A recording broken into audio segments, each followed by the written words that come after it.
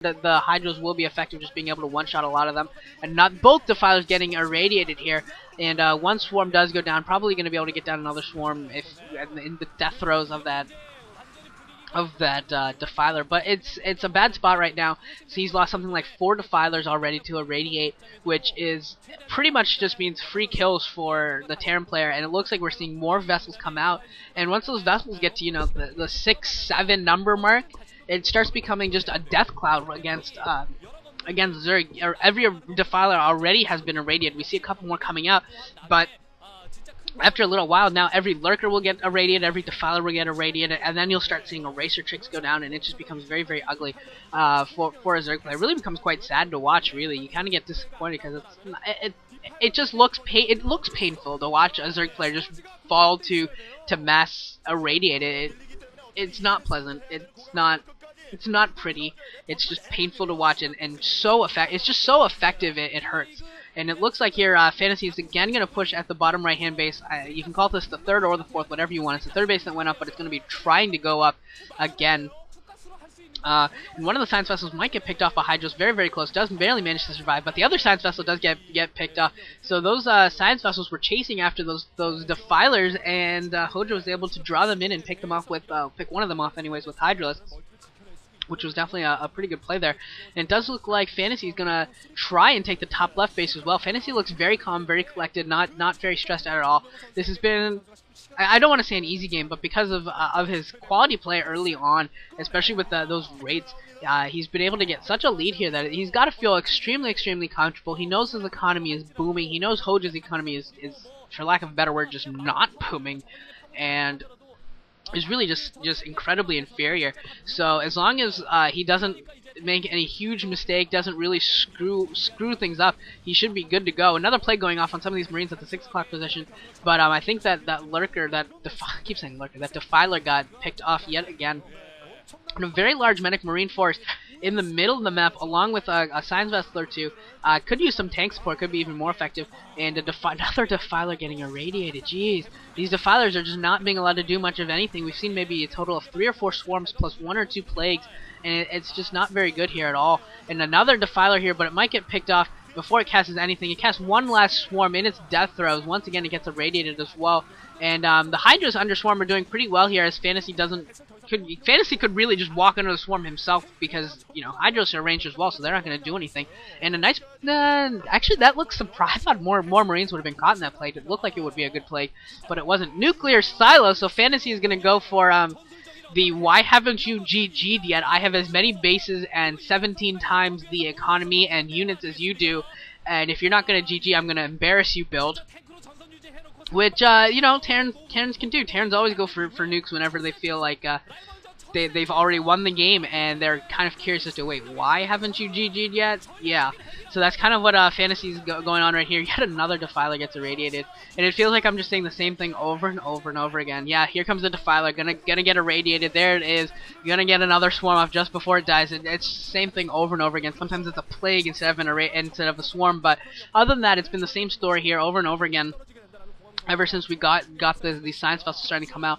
And interesting to note that ever since those Scourge caught that one dropship out in the open, I haven't seen any Scourge come out. What are you doing, Hoejja? I haven't seen any Scourge come out trying to pick off these Science Vessels. A great plague is going off, catching a lot of these the Marines, and the Hydra's going to pick off several of them quite effectively. And Hoejja really's got the API. Well, I mean, I guess he doesn't really have that many forces, so he has that ability to just target each of the plagued Marines and pick them off one by one with those Hydralisk.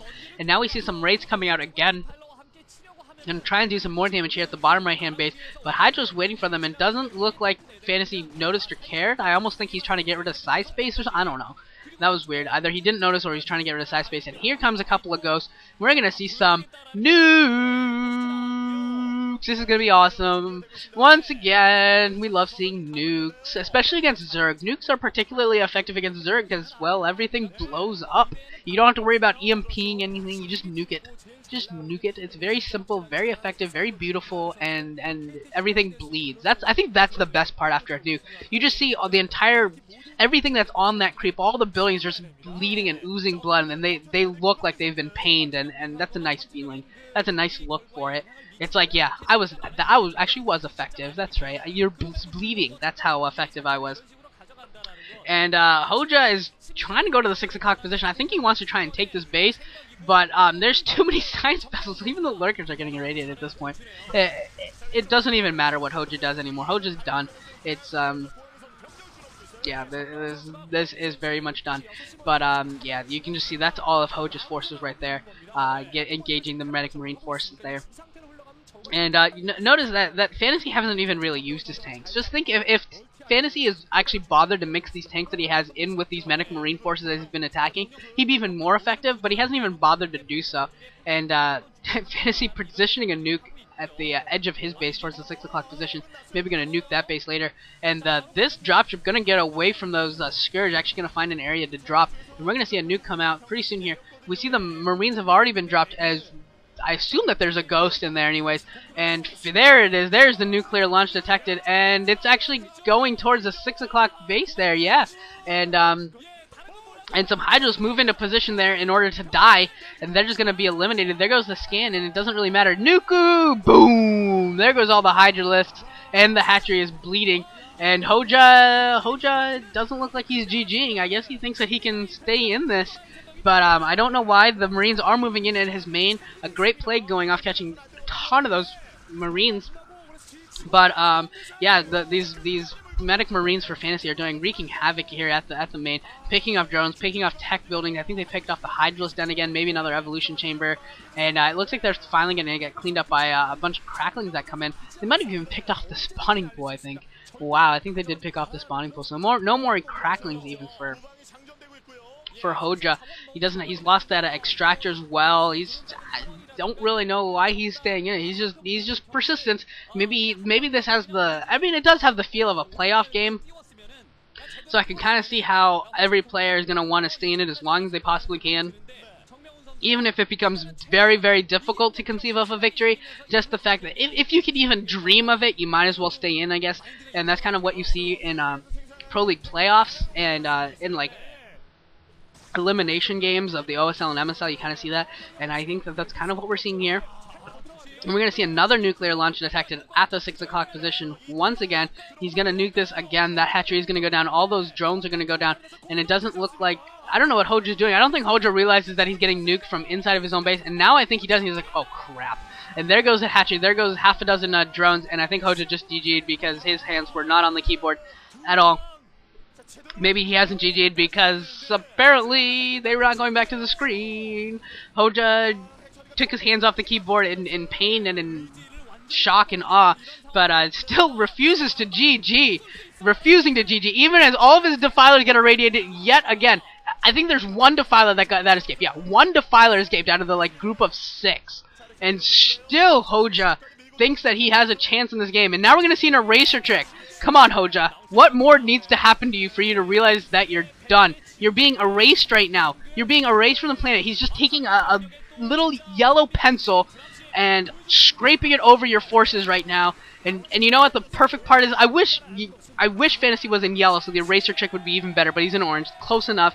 And Hoejja finally GG's. Fantasy gets the win. Really wasn't all that close. Overall, Fantasy pretty much dominating Hoejja there. Entertaining game. We got to see a couple of nukes there. Got to see Fantasy play quite well. And I mean, Hoejja wasn't terrible through the beginning stages of the game, but his early tech to Hive kind of put him behind in terms of military, and I think he kind of just fell behind from that, lost a lot of control, wasn't able to do any really harassment on Fantasy, and Fantasy was able to just mac her up and get the win. So SKT is going to go up 1-0 here on KT Rolster, and the next set is going to be Beast Twin Luxury, and I will see you there.